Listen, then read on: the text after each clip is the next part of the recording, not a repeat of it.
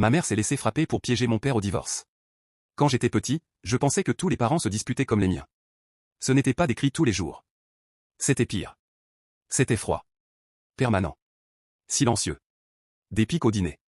Des regards lourds. Des portes qui se ferment un peu trop fort.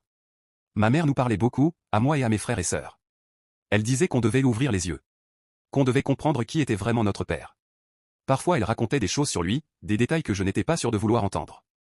Elle insistait sur le fait qu'un jour, on devrait choisir notre camp. Mon père, lui, ne disait presque rien. Il rentrait tard.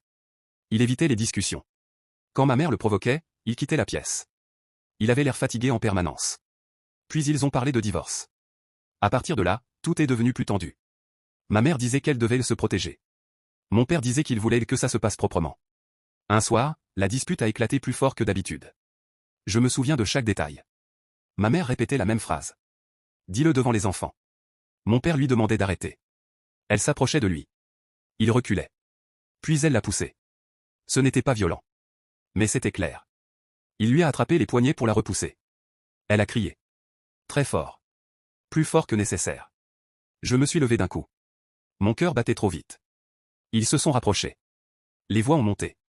Et puis, il l'a frappé. Un seul coup. Je n'ai pas réfléchi. Je suis sorti en courant.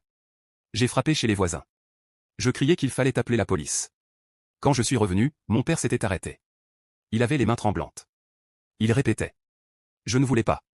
Ma mère, elle, était assise par terre. Et c'est là que quelque chose m'a glacé. Elle a sorti son téléphone. Calmement.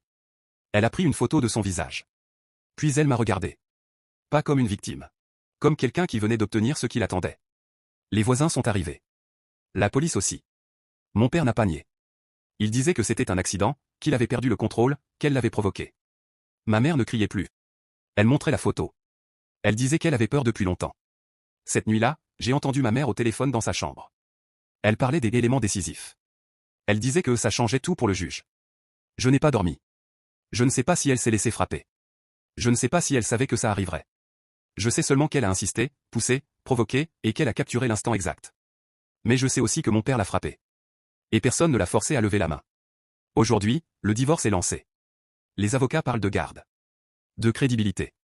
De violence conjugale. Je suis le seul à avoir vu toute la scène du début à la fin. Et dans quelques semaines, je devrais raconter ce que j'ai vu. Je ne sais pas encore si je vais décrire la gifle ou tout ce qu'il y avait avant. Le procès doit commencer lundi.